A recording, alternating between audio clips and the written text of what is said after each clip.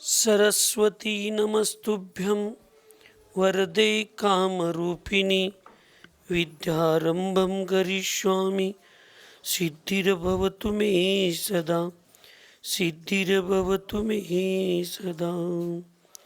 पंच परमेष्ठी भगवान की अहिंसामय विश्व धर्म की सिद्धांत शास्त्र की चारित्र चक्रवर्ती 20वीं सदी के प्रथमाचार्य शांति सागर जी महाराज की, संत शिरोमणि आचार्य गुरुवर विद्यासागर जी महाराज की, शांत मूर्ति वात्सल रत्नाकर आचार्य गुरुवर सन्मति सागर जी महाराज की, 3 करोड़ महामुनिराजों की आज के आनंद की। मृत्यु महोत्सव में कल बहुत अच्छा विषय जो ज्ञान के द्वारा निज स्वरूप को जानता है और वो जानते समय जो आनंद आता है उसको ज्ञानानंद कहा था। दर्शन के निमित्त से यानी दर्शन के द्वारा जो निज आत्मा को जानता है और उस जानते समय जो आनंद आता है वो दर्शन आनंद कहा था। और जो चारित्र के द्वारा आत्मा को, अपनी निज शुद्ध आत्मा को जानता है और उस जानते समय जो आनंद आता है उसको चारित्र आनंद कहा था। और ऐसे दर्शन के वेदन, आनंद के वेदन करने वाले ही सहज ही अपने आप में दर्शन, ज्ञान और चारित्र के जब परिणति होती है तीनों के निमित्त से एकत्र। अब पहले भेद विज्ञान क्या, भेद रत्नत्रय की अपेक्षा से देगा। ज्ञान के द्वारा होने वाला आनंद ज्ञानानंद, दर्शन के द्वारा होने वाला आनंद दर्शन आनंद, चारित्र के द्वारा होने वाला आनंद चारित्र। अब ये तीनों को एक करके अभेद रत्नत्रय रूप से जो निज आत्मा का आनंद आता है स्वरूप का और स्वभाव का, उसको चित्त निजानंद यानी जो चित्त है, सत है, जो आत्मा है मेरा निज आत्मा, उस मेरे निज आत्मा के आनंद का स्वरूप उसको कहते हैं। और ये आनंद शब्द है। आनंद शब्द का आनंद एक अर्थ है और आनंद शब्द एवं आनंद अर्थ को जानने वाला एक ज्ञानी है। इन तीन भेद आनंदानुगुत समाधि होती है, यानी इस तीनों का एक रूप होकर जो आनंद आता है उस आनंद को समाधि, आनंद आनंदागुत समाधि है ऐसे होता है। और वहाँ सुख का अनुभव आता है। कबीर नहीं, हाँ संत कबीर के दो ही। ये जो कबीर थे उस समय अपनी पत्नी के साथ अन्य गांव जा रहे थे। स्त्री अनपढ़ भी होती है तो भी वो कितना कार्य अच्छे से कर सकती है इसको मैं बता रहा हूँ। जो सुबह आदरणीय भैया जी के, वकील भैया जी के साथ चर्चा चल रही थी, अपनी रोज चर्चा चल रही 3 दिन पहले द्रव्य स्रोत और ज्ञान स्रोत का, भाव स्रोत का चर्चा चल रही थी। उसमें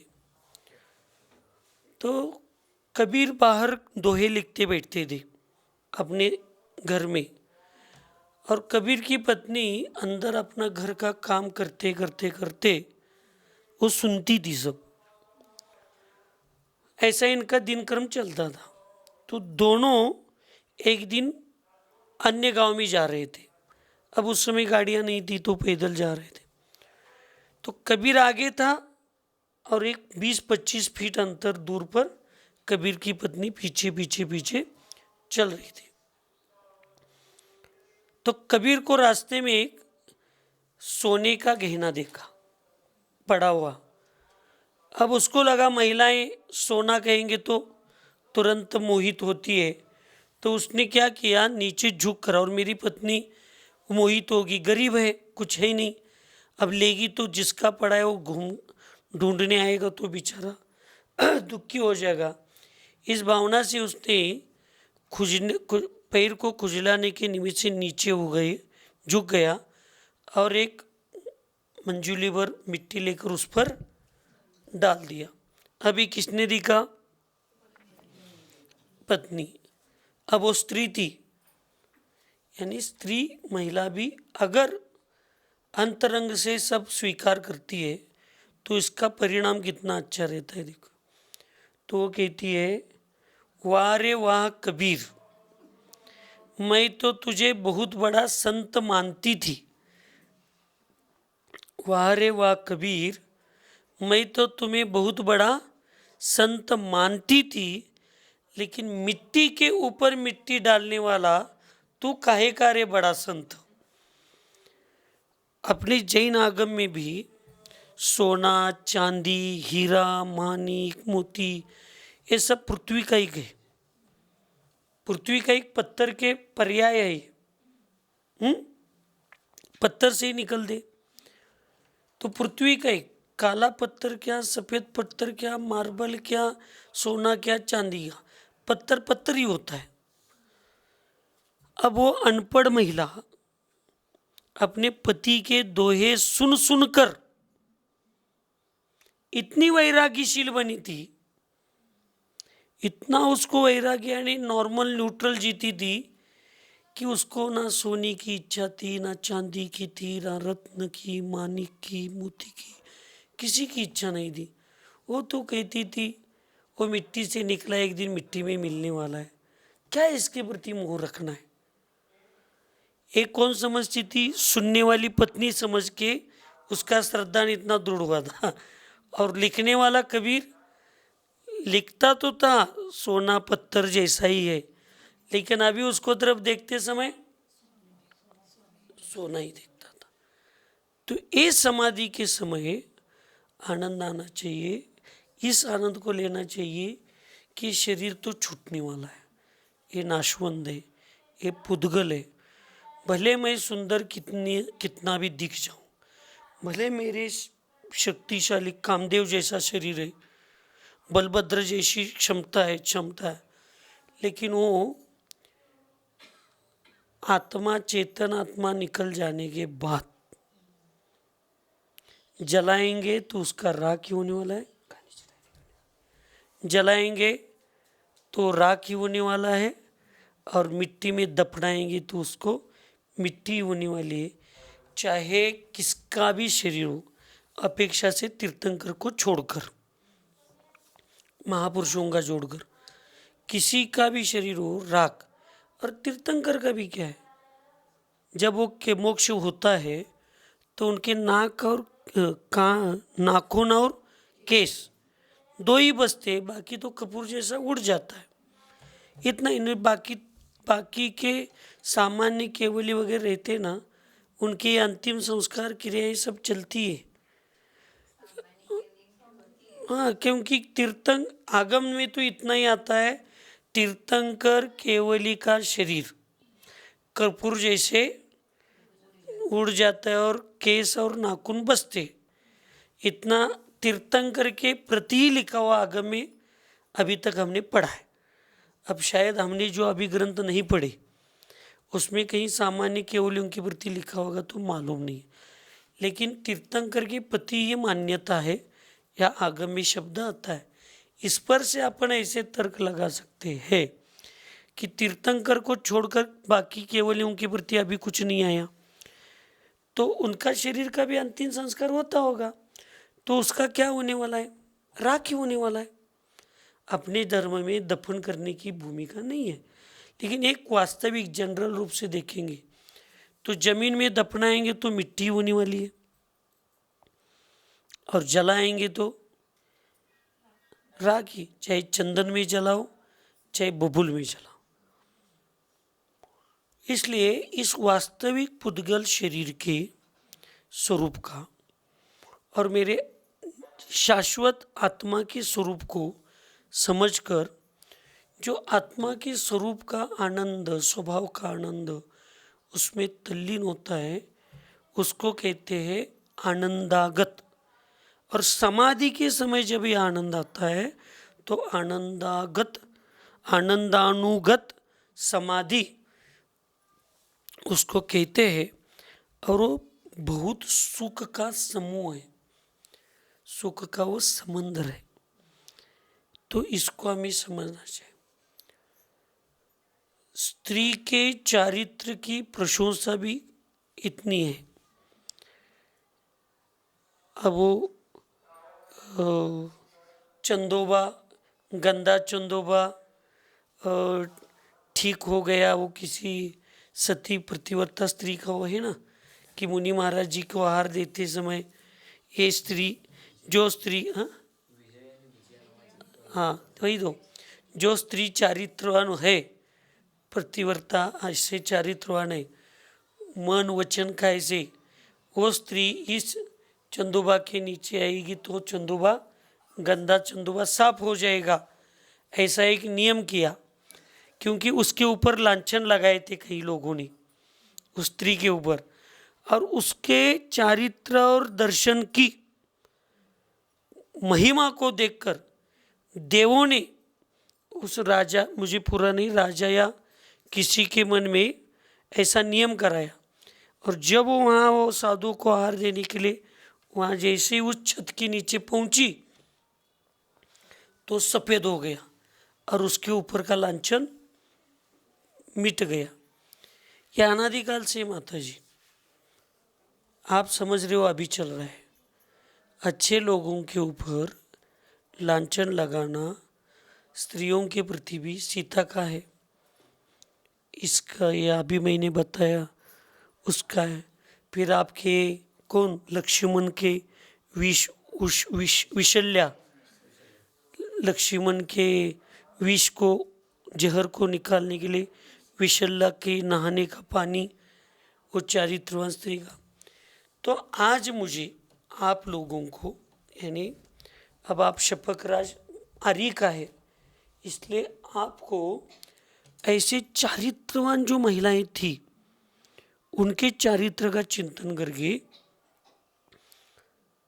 अब मेरे आत्मा का जो चारित्र है, जब वो गृहस्थी महिला के बाह्य से इस पंचेंद्रिय की अपेक्षा से जो शील कहा जाता है, शरीर भोगों की अपेक्षा से जो शील कहा जाता है, वो शीलवान रहने के बाद अगर इतना अतिशय होता है तो मैं मेरे आत्मा के प्रति इतनी शुद्ध और सजग और सावधान रखे मेरे आत्मा के चारित्र में मैं दृढ़ रहूँगी, शुद्ध रहूँगी और उसके साथ मेरी समाधि हो जाएगी।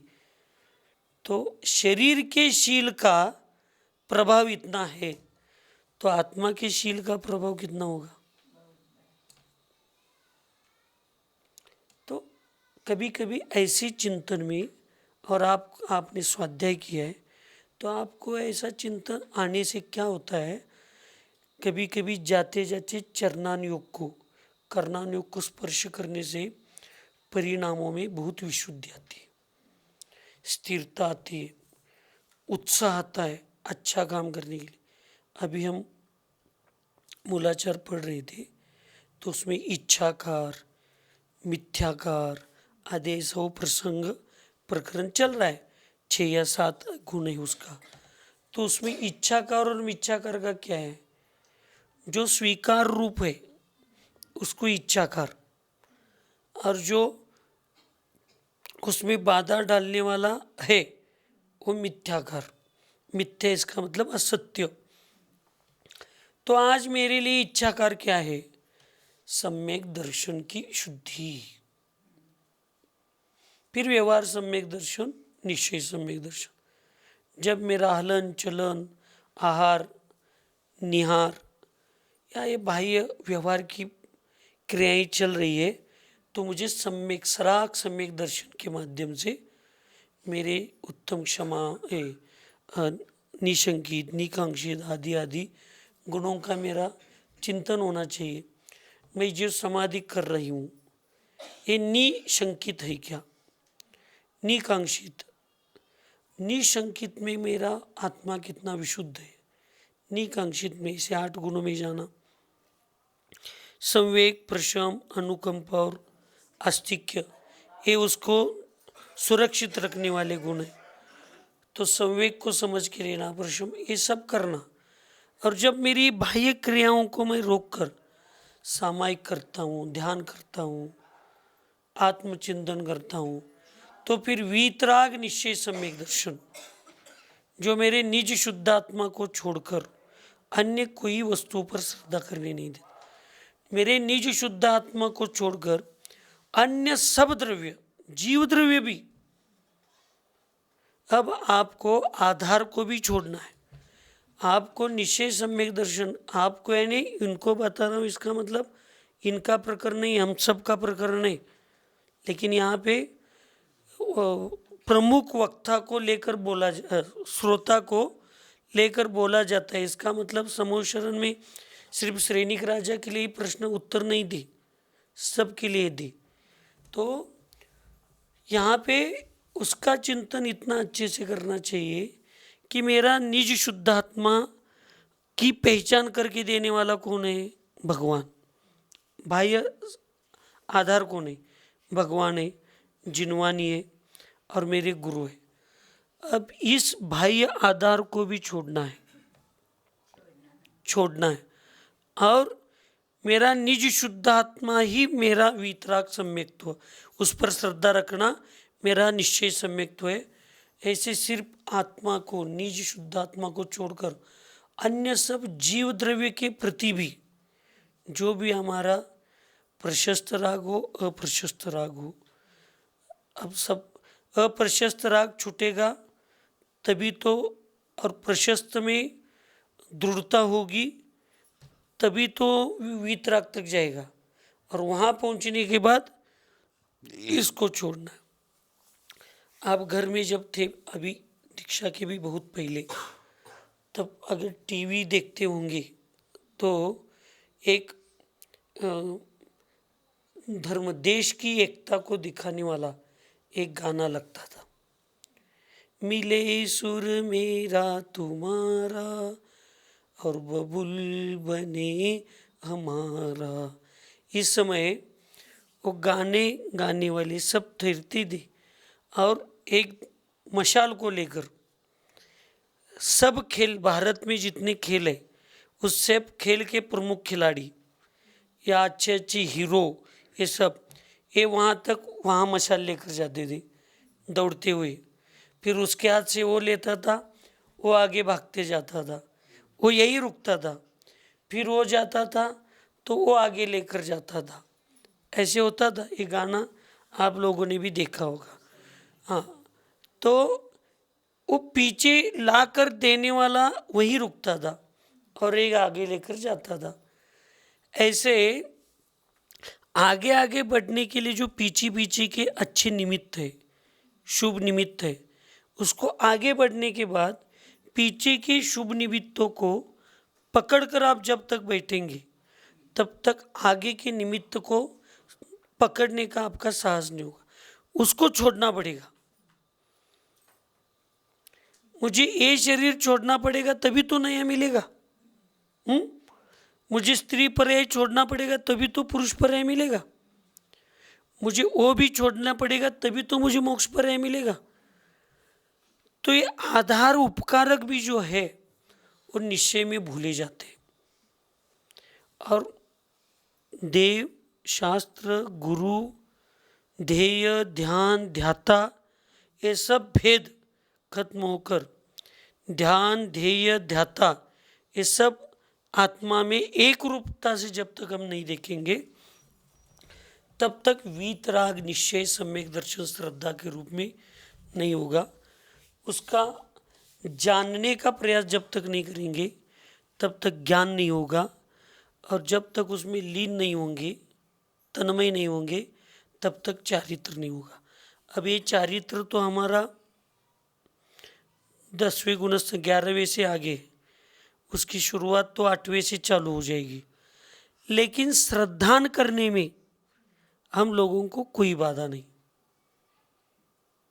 और आपकी इच्छा है सम्यक दर्शन के साथ समाधि मरण हो जाए तो निश्चय सम्यक दर्शन, इस अवस्था में चिंतन करने कर दूर करने में कोई बाधा नहीं है हम लोगों को, उसमें कोई काल दोष नहीं है, उसमें कोई पर्याय दोष नहीं है। चिंतन करने में तो सब पर, देखिए अच्छे से समझ लेना, थोड़ा क्लिष्ट लगेगा लेकिन सिद्धांत को, इस सिद्धांत को हम पकड़ेंगे ना तो फिर हमारा कोई गलत नहीं होगा। त्रियंच गति में प्रथमोपशम होता है क्या? नहीं होता है। तो जब प्रथमोपशम होता है तब वो देव शास्त्र गुरु का चिंतन नहीं होता, मेरे स्वयं के आत्मा के ऊपर जो वास्तविक स्वरूप है उसका श्रद्धान की जो अवस्था होती है वो प्रथमोपशम सम्यक्त्व की है। जब त्रियंच गति का जीव स्वयं के निज आत्मा के शुद्ध आत्मा पर श्रद्धान करके सम्यक दर्शन की प्राप्ति कर ले सकता है, तो मनुष्य और चतुर्थ पंचम गुणस्थानवर्ती, हम तो, आप तो पंचम गुणस्थानवर्ती है, वो भी पंचम गुणस्थान में असंख्यात भेद है, उसमें से आप उच्च कोटि के भेद हो, आर्य का अवस्था, और अब समाधि की साधना कर रहे तो सर्वोत्कृष्ट कोटि में आप बैठे हो उस भेद में से। तो फिर हम क्यों नहीं कर सकते?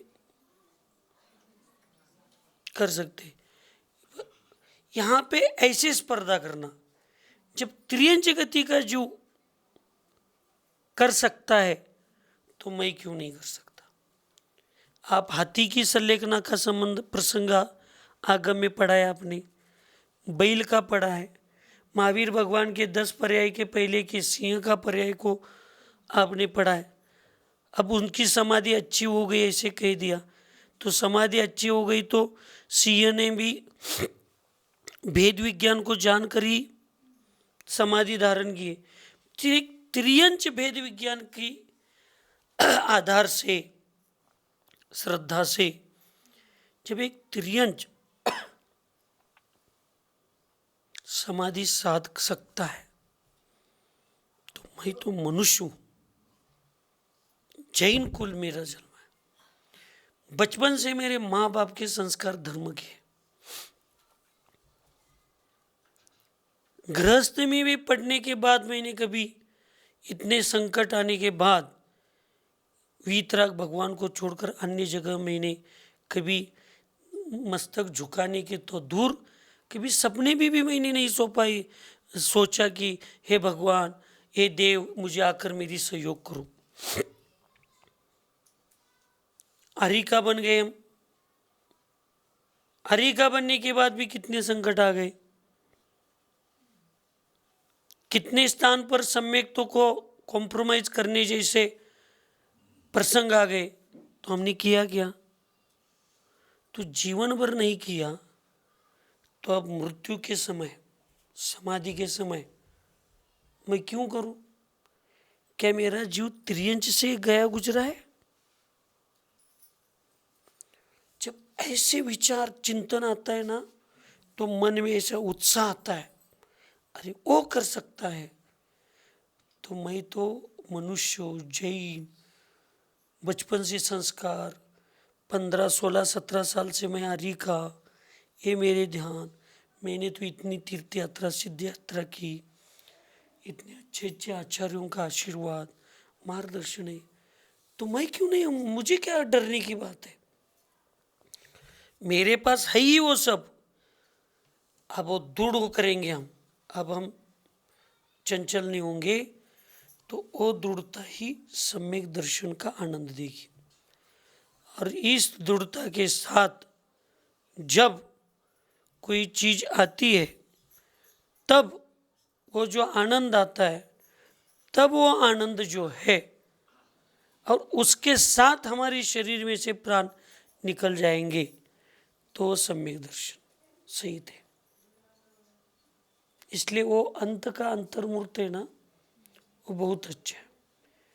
जैसे सुबह कुछ चर्चा में आप और हम बैठे थे, उसमें एक अच्छा चिंतन आप शायद मेरे स्वाध्याय के बाद आपको आया होगा कि महाराज जी मुझे मनुष्य या देव गति का बंद हुआ होगा कि आयु का क्या।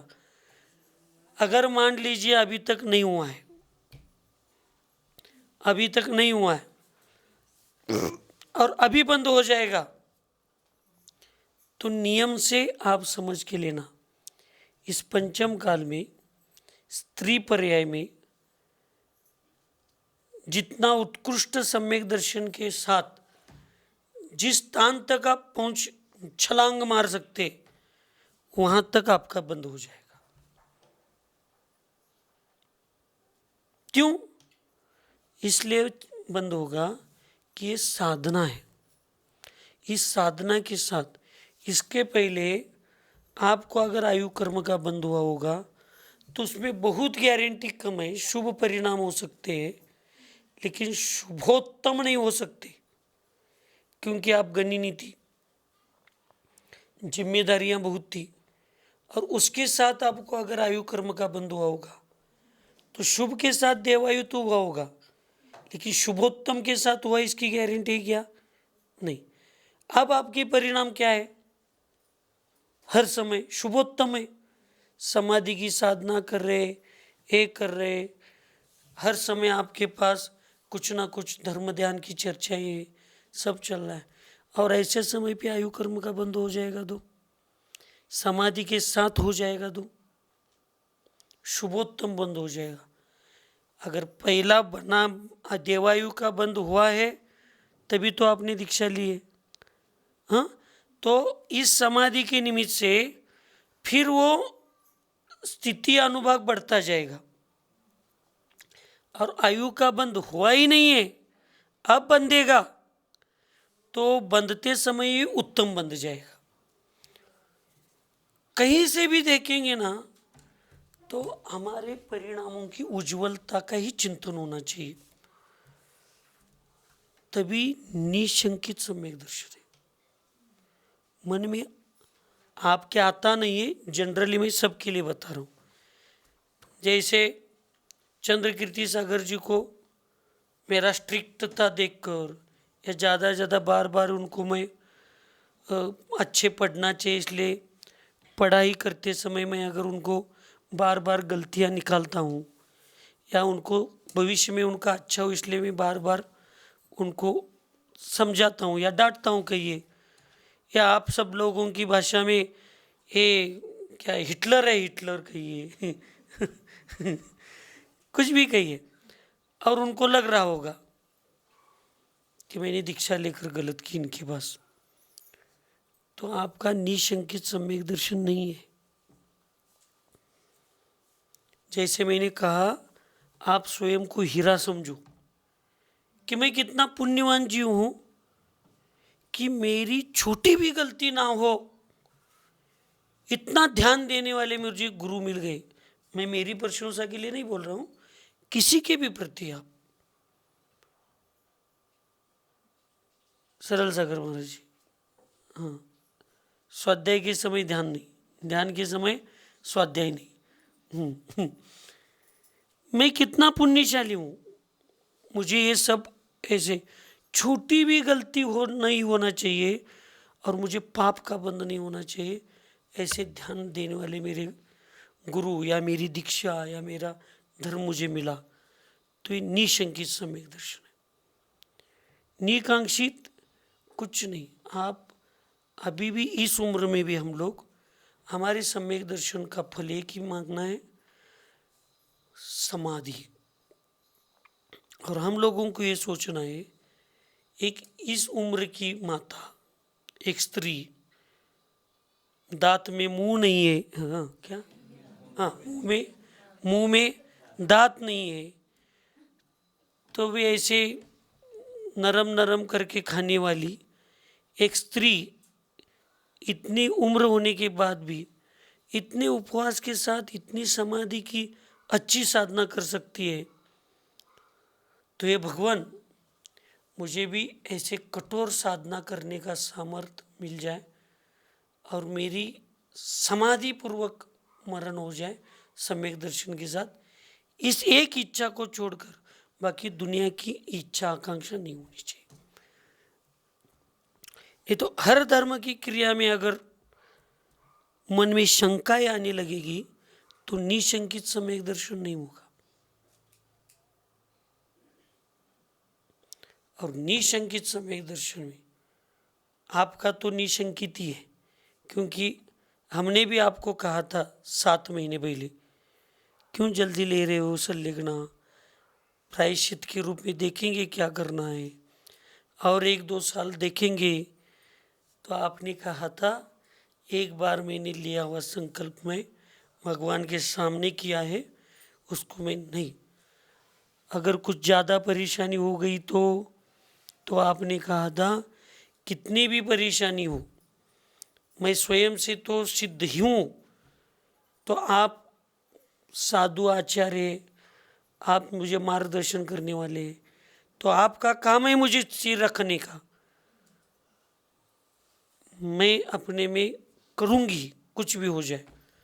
शंका नहीं थी कोई बताने के बाद भी। आपको किसी ने बताया आपकी अभी 10 साल की उम्र है, कोई कहते थे आपको अभी अच्छे से आहार ले रहे हो तो क्यों कर रहे हो, फिर आपके मन में कभी शंका नहीं आई। ये निशंकित सम्यक दर्शन है ना, अंत तक रहना चाहिए।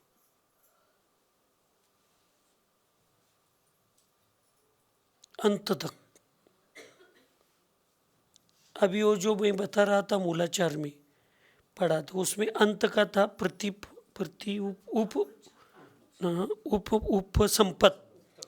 उपसंपद। उसका अर्थ ऐसे बताया, मैं आपका ही हूँ, मैं आपके संग का एक अविभाज्य घटक हूँ। इतनी भावना से गुरु के चरणों में जीवन समर्पित करके गुरु के आदेश का पालन करना ही उपसंपद होता है। तो सामान्य से जीवन जीते समय गुरु के चरणों में समर्पित करने से इतना मुझे उस समय पुण्य मिलता है कर्म की नहीं। तो समाधि के समय देखिए, शांति सागर आचार्य भगवान शांति सागर जी महाराज जी क्यों इतने प्रसिद्ध हो गए?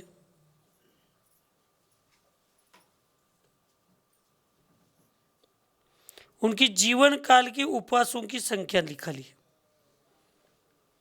और दुनिया में कहते समय लोग कहते हैं उन्होंने जितने साधु काल का जीवन जिया है उसमें से कितने 50% से ज़्यादा, कुछ ऐसे कहा ना, 9,000 कुछ ऊपर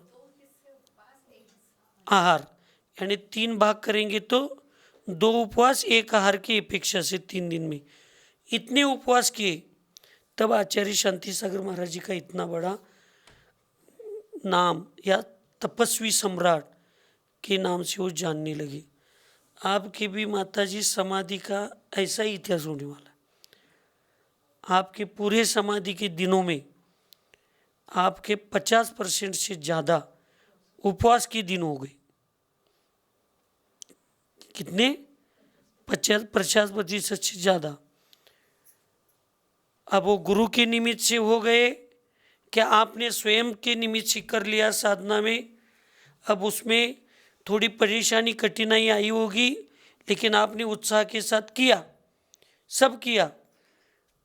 जब आपको समाधि के बाद स्वर्ग में जाएंगे और अवधि ज्ञान से जब यहाँ की चर्चा सुनेगी, देखिए कार्य का इस काल में भी इतने उपवास करके, इतने दिनों में इतने उपवास करके, ऐसे ऐसे नीरस के साथ इतने एक करके समाधि हो गई, तब वहाँ बैठकर आप नमस्तु करोगे, चंद बाबा नमस्तु नमस्तु, तुमने बहुत हमारा अच्छा किया, इतना उपवास कराया, तभी तो मेरी समाधि अच्छी हो गई और मेरे नाम की प्रशंसा भी समाज में होने लगी।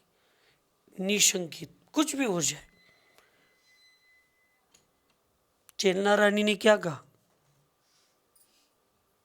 पिताजी आपके सही संस्कार मेरे ऊपर है और गुरु के सही संस्कार है, तो इस बौद्ध श्रेणी को भी एक दिन मैं जैन करके छोड़ूंगी, तभी आपके पास आऊंगी। अब धोखे से उसको चेलना के साथ शादी हुई थी। चेलना पीठ दिखाकर वापस नहीं आई। उस बौद्ध को भी जैन करके दिखा है कि सिर्फ जैन किया। अगला पहला तीर्थंकर करने जैसे पुण्य के निमित्त को चेलना निमित्त बन गई। वैसे आपको मुझे चैलेंज देना है।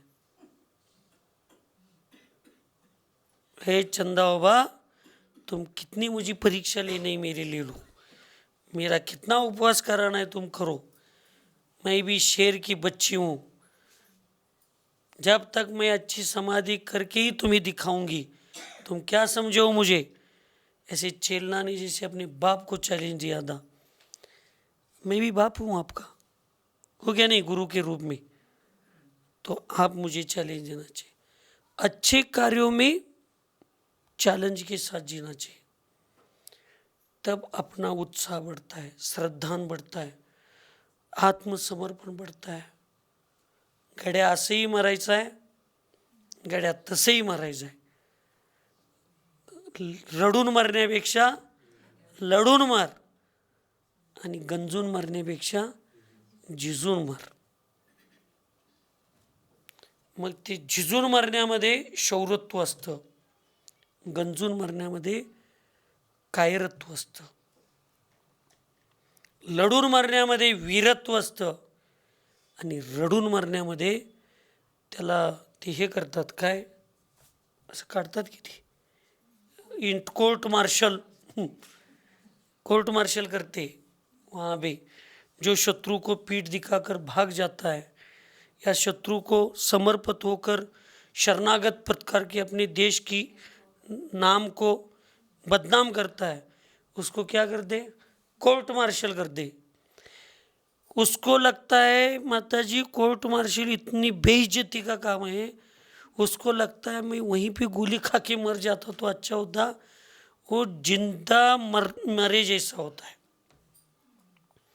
लोग सब थू थू थू थू कर दे, और जो शत्रु को सीना तान कर आगे जाकर शत्रु पर पराक्रम करके मरता है, वो मरने के बाद भी वो जिंदा रहता है, क्योंकि उसको अमरत्व की पदवी दी जाती है।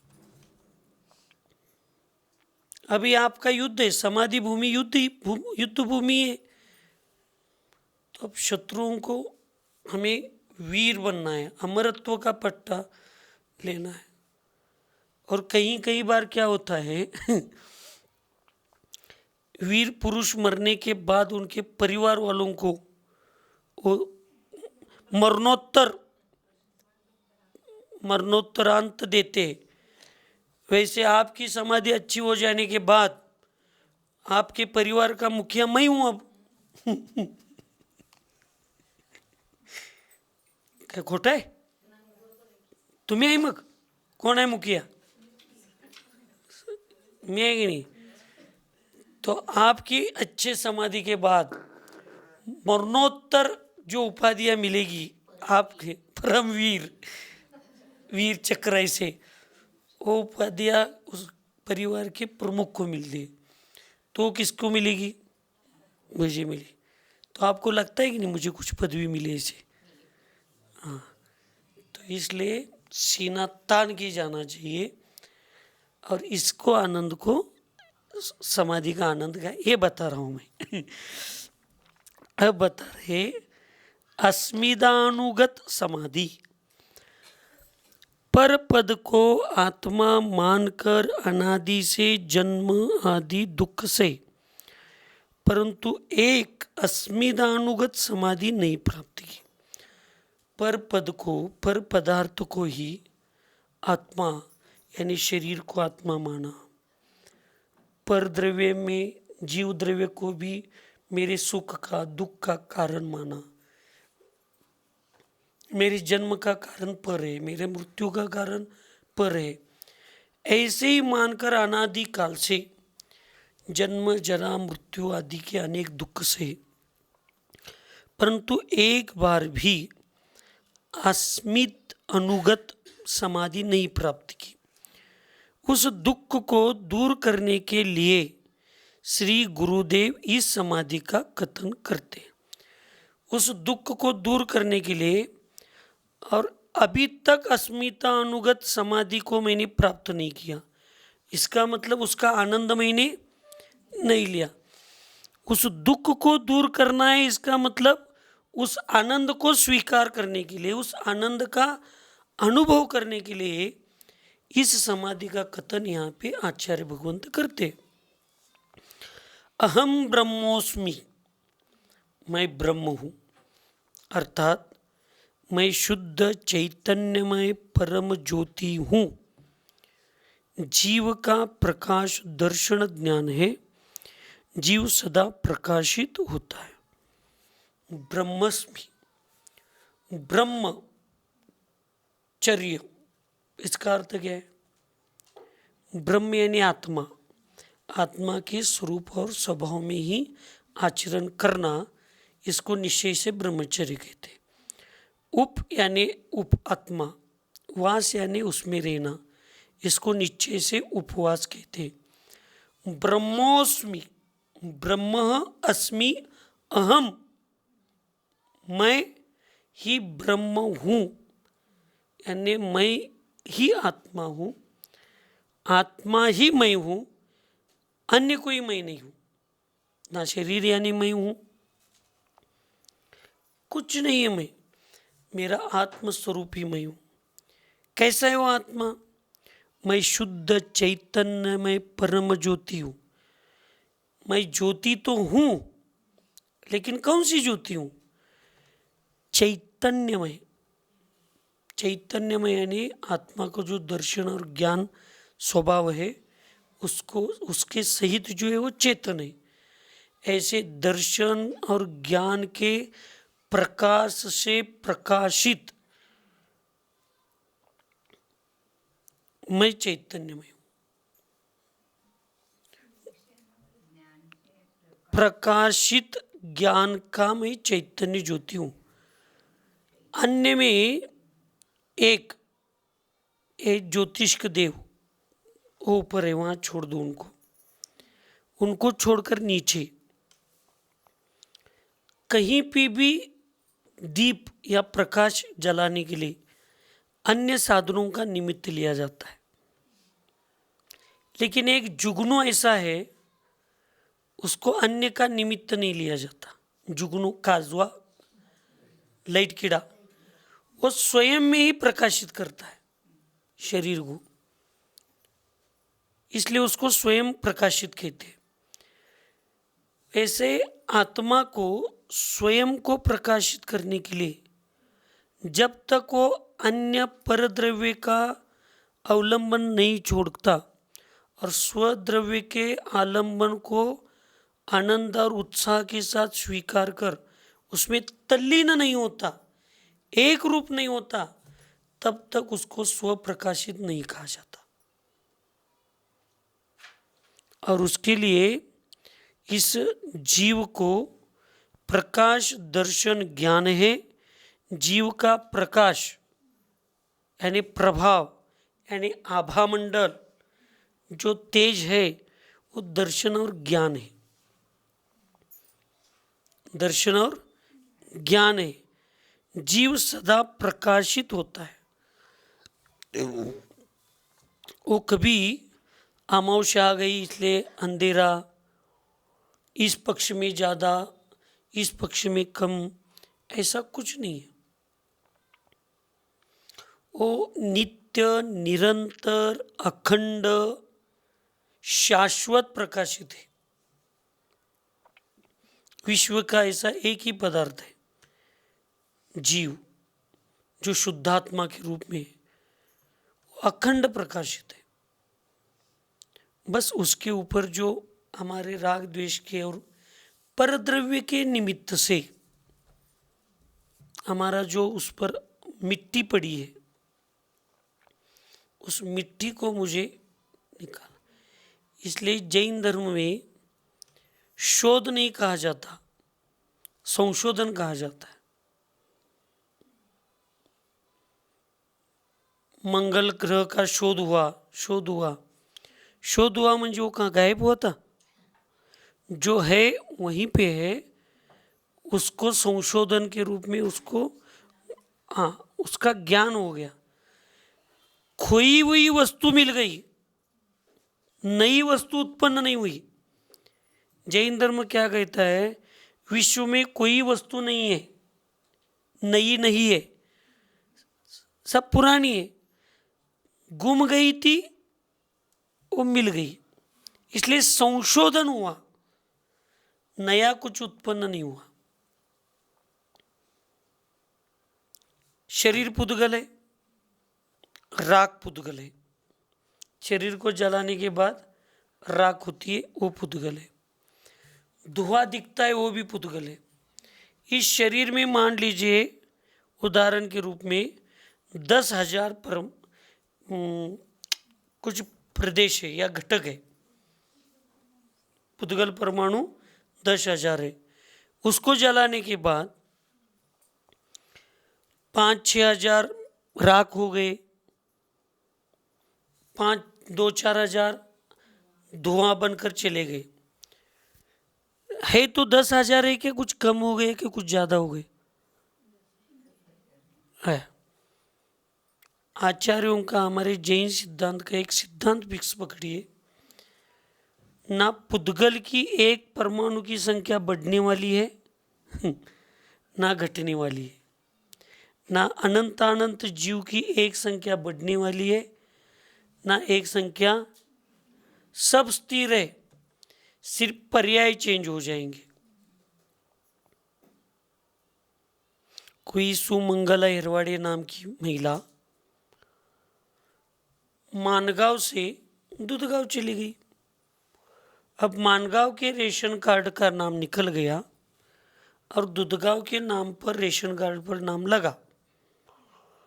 वहां से कुछ प्रसंगवश कोल्हापुर चली गई वो महिला।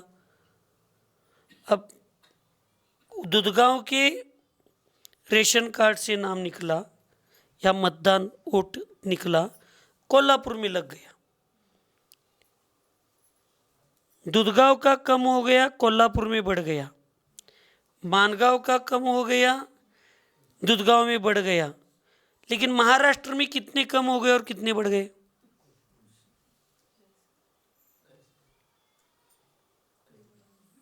नहीं, क्यों? ये महाराष्ट्र का ही भेद है। ऐसे 3 लोक में हम कहीं भी जन्म लेने वाले हैं तो हम सिर्फ जगह छोड़ के जा रहे। हमारा कोई मृत्यु नहीं है, हमारा कोई जन्म नहीं है।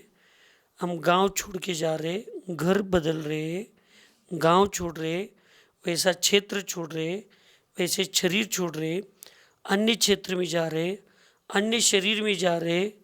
लेकिन सुमंगला मानगांव की भी वही थी, दूधगांव की भी वही थी और कोल्हापुर की भी वही थी। वैसे ये जीव गांव बदल रहा यानी क्षेत्र बदल रहा है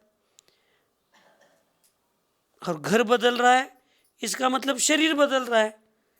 जीव वही है क्या अलग है? वो 3 लोक में संख्या कुछ कम घटने वाली है क्या? मनुष्य की संख्या एकाध कम हो जाएगी और देव में बढ़ जाएगी, लेकिन टोटल संख्या में जीव द्रव्य में एक भी कम नहीं होगा, एक भी नहीं बढ़ेगा। जब ये सिद्धांत हमें इतना समझ में आता है तो जीव कहता है, भैया मुझे दूधगांव, मानगांव और कोल्हापुर से क्या संबंध है? मैं तो महाराष्ट्र का रहने वाला हूं, मुझे महाराष्ट्र नहीं छूटना चाहिए। वैसे में मैं देवगति में रहूं, सिद्धशिला पर रहूं, यहाँ रहूं, कहीं पे रहूं, मैं तो जीव जीव ही हूं। ऐसे सहज जीवत्व पारिणामिक जो भाव है, उस जीवत्व पारिणामिक भाव का चिंतन प्रति समय होना चाहिए, उसकी पर्याय की तरफ नहीं देखना चाहिए। इसलिए यहाँ कहते हैं अहम ब्रह्मोस्मि, मैं ब्रह्म हूँ। जीव का प्रकाश दर्शन ज्ञान है, जीव सदा प्रकाशित होता है। संसार में शुद्ध परमात्मा के शुद्ध दर्शन ज्ञान और अंतरात्मा के एक देश शुद्ध दर्शन ज्ञान होता है। शुद्ध परमात्मा के शुद्ध दर्शन ज्ञान होता है, यानी वो कहाँ गया? 13वें और 14वें गुणस्थान में या सिद्ध भगवान में। और अंतरात्मा का एक देश शुद्ध दर्शन होता है, ज्ञान होता है। अब अंतरात्मा कौन है? 4थे गुणस्थान से लेकर 12वें गुणस्थान तक के जीव अंतरात्मा है। 4थे गुणस्थान का जगन्य अंतरात्मा है, 5वें गुणस्थान का मध्यम अंतरात्मा है, 6ठे 7वें गुणस्थान का 6ठे से लेकर 12वें तक का उत्कृष्ट अंतरात्मा है। उसमें फिर 6ठे 7वें गुणस्थान वालों को जगन्य कहा। 8 से उसमें उत्कृष्ट में, उसमें फिर 8, 9, 10 गुणस्थान वालों को मध्यम कहा और 11वें और 12वें गुणस्थान वालों को उत्कृष्ट कहा। तो एक देश शुद्ध दर्शन ज्ञान होता है। तो फिर मैं पंचम गुणस्थानवर्ती हूँ, तो एक देश शुद्ध दर्शन ज्ञान होता है, यानी एक देश जो शुद्ध मैं कर सकती हूँ क्या? नहीं कर सकती हूँ, इसका मतलब मुझ में है कि नहीं? अभी है। बस अब मुझे कुछ कमाना नहीं है, बताया है यहाँ पे। अब मुझे मेरे घर से बाहर जाकर कुछ कमाना नहीं है, बस मेरे बाप ने बताया है बेटा वो वस्तु घर में ही देखो थोड़ा। तो फिर वो बेटा क्या करता है? घर में शोधता है और उसको मिलने के बाद आनंद आता है। अब आपको विश्वास हो गया है एक देश शुद्धमय दर्शन ज्ञान से युक्त हूँ, ठीक। अब वो समाधि की निमित्त से आपने इतने दिन से स्वाध्याय में गुरु के मुख से या आगम में पढ़ा, जान लिया, खोज लिया है, खोज ली, आपकी वस्तु आपको मिल गई है। अब मिल गई है, अब ये जो कुछ भी थोड़ा समय बचा है, अब मिली हुई वस्तु को सिर्फ रक्षा करना है, उसको फिर यानी गुमाना नहीं है, उसकी रक्षा करना है। हमारे पहले हम जब राजनीति में थे या आज भी जो राजनीति में लोग हैं वो कहते शेवटची रात्र वैऱ्याची रात्र, यानी आज इलेक्शन के पहली की जो रात्र होती है वो इधर उधर भगाने वाले लोग बहुत रहते, लोगों को, उम्मीदवारों को, ऐसे ऐसे। और 15 दिन जो रात दिन एक करके काम किया है, और कल इलेक्शन है इसलिए जो थोड़ा विश्राम लेने का सोचता है उसके पहले दिन रात को ही घात होता है। तो पूरा समय तक सक्षम जागृत होना चाहिए। वैसे अब आपका जो हमने 6 महीने का जो एक साधना देखा है, तो अब आपको आपकी वस्तु को मिली है आपको, अब आप खोजने का प्रयास मत करो। अब जो आपको मिली ना उसको सुरक्षित रखने का प्रयास करो।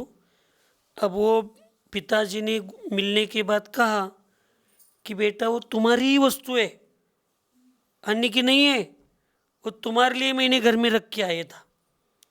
अब उसको आप बताओ, मौल्यवान वस्तु है, अब उसको तिजोरी में रखोगे यानी लॉकर में, क्या कहीं पे भी रखोगे? लॉकर में रखोगे, क्यों?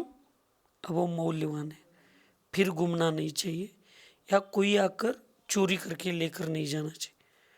आप प्रमाद करोगे तो वस्तु गुमने की चांसेस बहुत है, और राग स्नेह करोगे तो वो चुरा कर लेकर जाने की चांसेस है। अब मुझे खोजना कुछ नहीं है, जो खोज निकाला है उसकी सिर्फ सुरक्षा करनी है, ये यहाँ पे बता रहे। एक देश शुद्ध दर्शन ज्ञान होता है। दर्शन ज्ञान प्रकाश नेय को देखता जानता है। दर्शन और ज्ञान, प्रकाश जो उजाला है, नेय को देखता और जानता है। नेय यानी क्या? जो सामने दिख रहा है वो सब नेय है। उसको क्या करता है? वो देखता है, जानता है। वह शक्ति शुद्ध है, उसमें ऐसे भाव करता है कि यह दर्शन ज्ञान आत्मा के बिना नहीं होता। ये सब मुझे दिख रहा है, वो उसके स्थान पर है, मैं अपने स्थान पर हूँ। मेरे अस्तित्व को मैं स्वीकार कर चुका हूँ, उसके अस्तित्व में वो जी रहे हैं। उनके अस्तित्व को मैं नाश नहीं कर सकता, मेरे अस्तित्व को वो नाश नहीं कर सकते। वो उनके उन रूप मैं नहीं हो सकता, मुझ रूप वो नहीं हो सकते। ये सब दर्शन और ज्ञान के प्रकाश से मेरी श्रद्धा बनी है, इसलिए वो उनकी जगह शक्ति से शुद्ध है, मैं मेरी जगह शक्ति से मैं शुद्ध हूँ। ऐसे भाव करते हुए, और ये भाव, ये श्रद्धा, ये ज्ञान आत्मा के दर्शन ज्ञान के बिना नहीं होता। जब तक आत्मा के शुद्ध दर्शन और ज्ञान की जागृति नहीं होती, तब तक सबके अस्तित्व को, उनके अस्तित्व को जानते हुए और स्वयं के अस्तित्व को स्वयं में जानते हुए वो स्थिर तब तक नहीं रहता जब तक दर्शन और ज्ञान आत्मा का जागृत नहीं होता। ज्ञान दर्शन को प्रतीति में मानना ही मेरा स्वभाव है, और इस ज्ञान और दर्शन को प्रतीति में मानना ही मेरा स्वभाव है। प्रतीति यानी उसकी श्रद्धा को अनुभव रूप करना, चिंतन करना, मनन करना उसको। जैसे आपको अब हम बता रहे, सुमंगला हिरवाड़े और जिनेंद्र भैया सन्मति संस्कार मंच के माध्यम से शिखर जी जा रहे थे, और शिखर जी को जाते समय जबलपुर की पूरी यात्रा करके, दर्शन करके अमरकंटक की ओर हम जा रहे थे। अमरकंटक को जाते समय बीच में आचार्य भगवान विद्यासागर महाराज जी मिल गए। अब मिल गए तो हमारे दर्शन हो गए।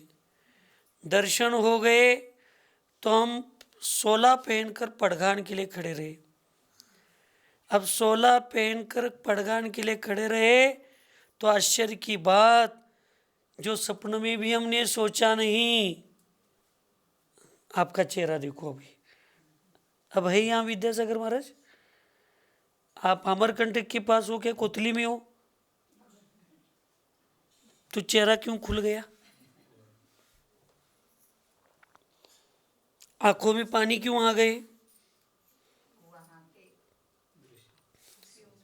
प्रतीति, ये प्रतीति, इसको क्या कहते हैं? प्रतीति। मैं कोतली में बैठकर 20 साल पहले की आचार्य श्री को हार, जो लोग करोड़ों रुपए दान देते थे, उनके सामने आचार्य श्री नहीं आए और सुमंगला हिरवाड़े के पास आकर खड़े हो गए, 1 रुपए का दान बिना दिए। ये पुण्य था का उसका पाप था? तो फिर हम क्यों सोचते आज इतने पुण्यवान होते हुए भी मेरा पुण्य कितना है, मेरा स्त्री परिच्छेद होगा क्या?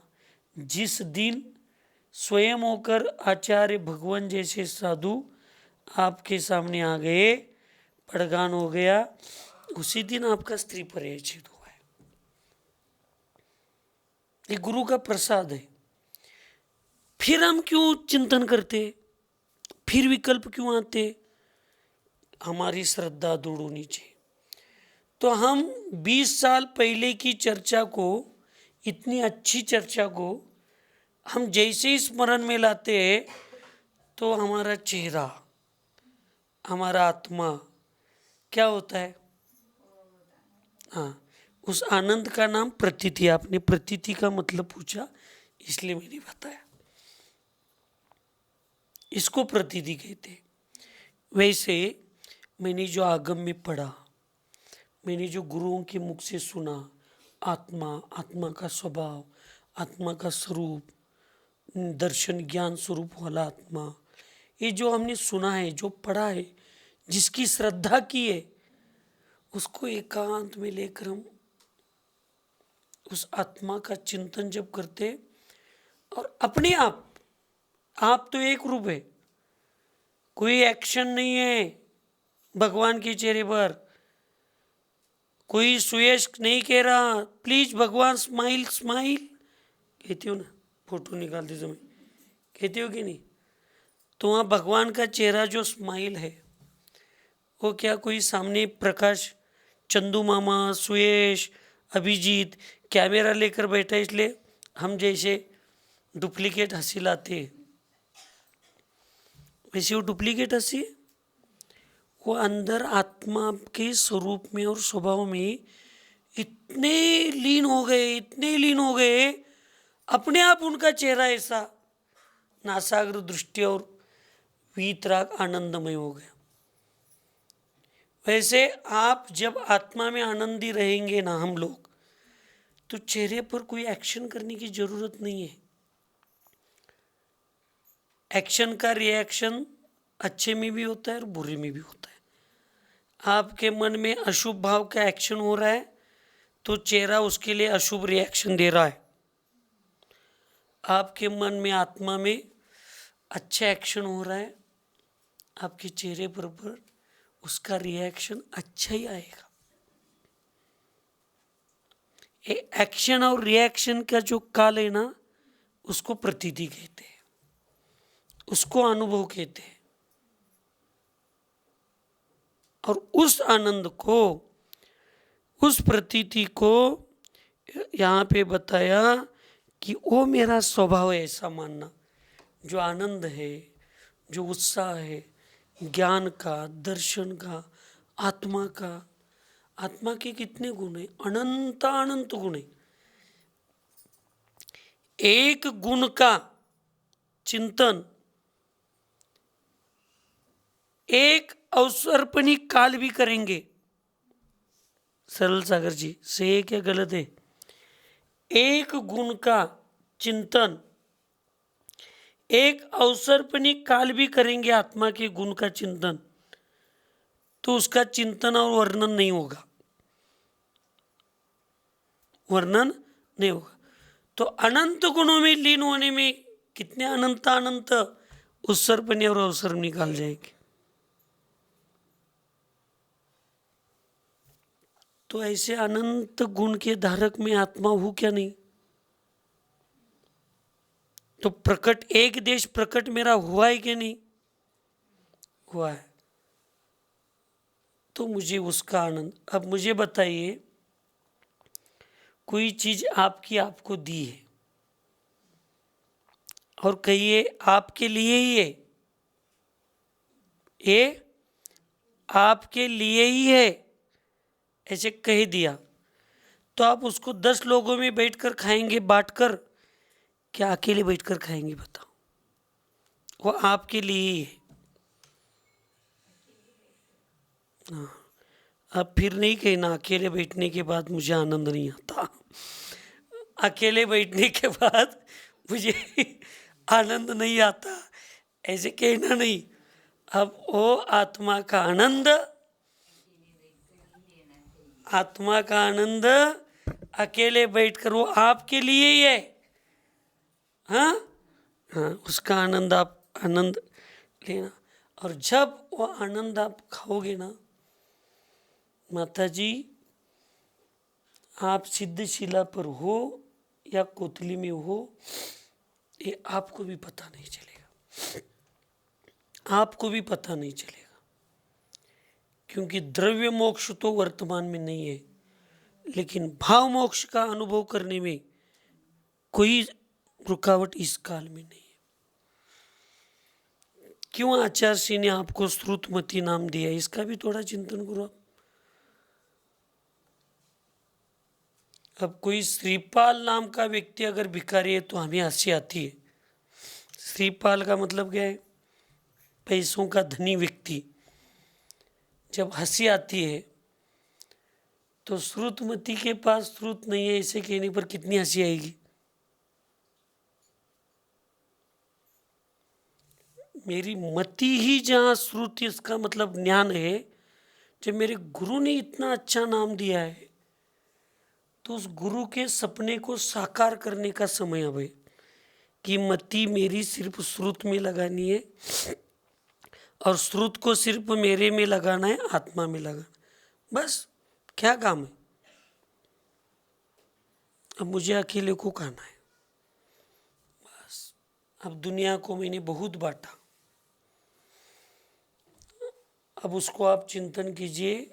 कृत्य वेदक। कृत्य वेदक का क्या है?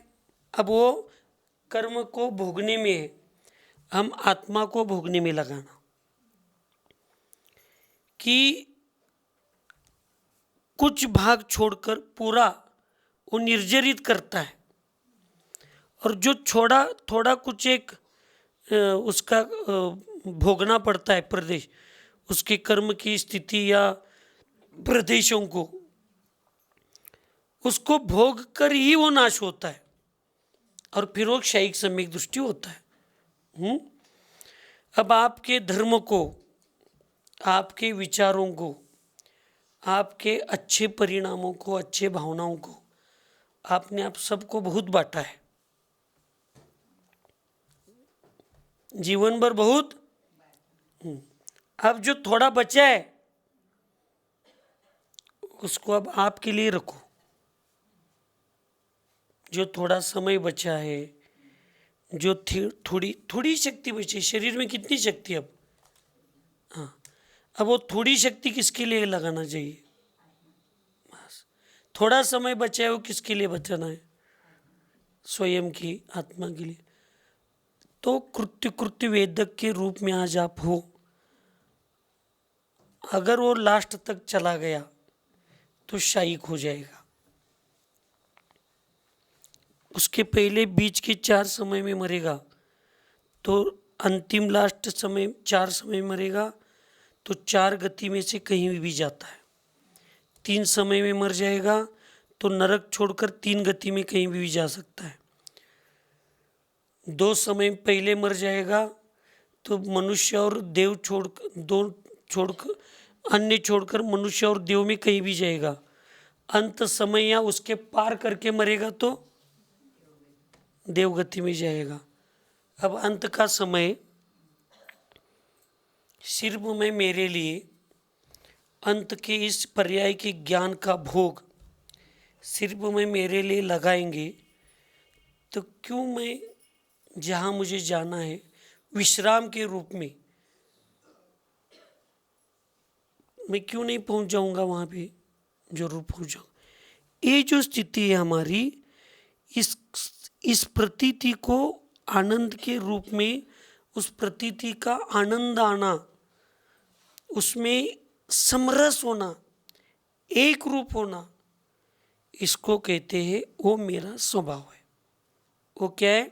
मेरा स्वभाव। हम अस्मि अर्थात मैं हूँ के रूप में दर्शन ज्ञान में स्वयं की स्थापना करना चाहिए। आप में आचार्य शीतल सागर महाराज जी ने आचार्य महाराज जी के कर कमलों से दिए हुए द्रव्य को आपको मालूम है नहीं मालूम मुझे नहीं, जब आपके दीक्षा के समय जो द्रव्य आया था ना, वो आचार्य ने हाथ लगाकर पीछे रख कर दिया था सबका। तो आपके कर कमलों सिर पर मस्तिष्क पर गुरु ने हाथ लगाकर दीक्षा गुरु के हाथ से चावल रख दिए और श्रुतमती नाम रख दिया। तब उसके बाद आपको किसी ने जल्दबाजी में भी दूर से ए सुमंगला कहने पर आपको कभी पीछे मुड़कर देखने के भाव हो गए? नहीं। और श्रुतमती कहने पर हो गए, तो वो भाव चले गए। गुरु ने स्थापन करने के बाद अब मैं श्रुतमती बन गई। तो पूर्व के हमारे भाव निकलने चाहिए। अहम अस्मि, मैं हूं के रूप में दर्शन ज्ञान में स्वयं की स्थापना करें आत्मा के ऊपर।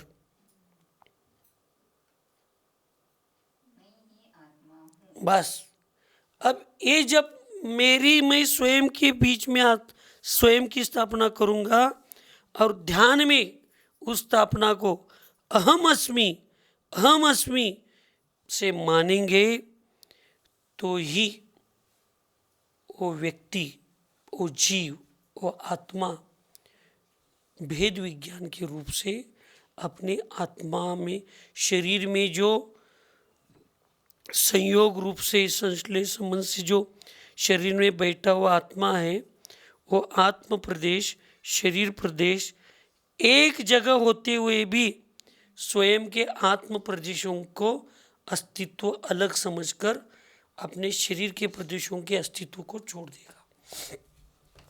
उसमें से बुद्धि क्या हो जाएगी? निकल जाएगी। मिथ्याकार, शरीर पर जो मैं हूँ उसका मिथ्याकार हो गया। मैं आत्मा हूँ उसका इच्छाकार हो गया। मैं सिर्फ आत्मा हूँ से आत्मा नहीं दिखेगा, मैं शरीर नहीं हूँ ये मिथ्याकार भी करना पड़ेगा। तो इसलिए अहम अस्मि से माने, जैसे शरीर में अहम बुद्धि धारण करके उसे आत्मा मानता है, वैसे दर्शन ज्ञान में अहमत्व मानकर उसमें अहम बुद्धि धारण करे। अहम बुद्धि का मतलब है बाहर की नहीं लेना, अहंकार। अहम बुद्धि का अर्थ मैं, ये मैं हूँ, यही मैं हूँ, ही जब तक नहीं लगाएंगे तब तक निश्चय नहीं होगा। ज्ञान स्वरूपी ही मैं हूँ, ज्ञान शरीर ही मेरा शरीर है, अन्य का मेरा कोई संबंध नहीं। फिर आप और मैं सब लोग देखिए उसका आनंद कितना है। आप इतना आसान नहीं समझिए। स्वभावमती माता जी, समितिमती माता जी और सूरतमती, समतामती, परममती, अब गाड़ियाँ एक के बाद एक स्टेशन पर लगने वाले डिपो में एक के बाद एक जाने वाली है। डिपो कौन सा भी हो मुझे कोई विकल्प नहीं, लेकिन गाड़ियाँ डिपो में लगने वाली है, इतना नियम है।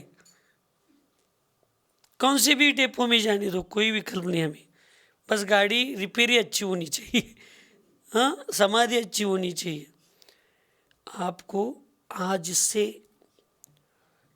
अगर माता जी जैसे शरीर की साधना इतनी उत्कृष्ट करनी है और इतनी उत्कृष्ट साधना में भी प्रमाद को छोड़कर बैठकर या ऐसे जागृत अवस्था में सब करना है, तो तहान लागल्यावर विध खुदून चालणार। आत्ताच्या इस क्षण से आपको शरीर के प्रति का ममत्व भाव, पर जनों का ममत्व भाव, राग भाव पूरा छोड़ नहीं सकते, तो थोड़ा थोड़ा तो कम कर सकते हो। तब जाकर कहीं 12 साल में आज संलेखना होती है। एकदम से हम लास्ट में छोड़ेंगे, कहेंगे अभी से आत्मा के ऊपर संस्कार करने पड़ेंगे, अभी से, तभी होगा। आज मुझे इतना समझ में नहीं आता, सामान्य से बच्चों को पढ़ाते हैं। अब आप पुणे में रहते हो, और निगड़ी में एक ब्राह्मण समाज की या ऐसी एक बहुत अच्छी स्कूल है जो मराठी मीडियम के माध्यम से पढ़ाते, उसको फर्स्ट क्या UKG LKG से वहाँ पे नंबर लगते हैं। अभी बच्चा पैदा हो गया, उसका नाम रख लिया, 1-1.5 साल का हो गया, 3 साल के बाद उसको आपको 4 साल के बाद भेजना है, तो 1-1.5 साल पहले एडमिशन के लिए ऐसे वो कुछ है, हाँ है। वहाँ कितना अनुशासन स्ट्रिक्ट है। जब मेरे भविष्य, बच्चे का भविष्य होने के लिए स्ट्रिक्ट अनुशासन चाहिए, तो मेरे आत्मा के अनुशासन के लिए क्यों स्ट्रिक्ट अनुशासन नहीं चाहिए?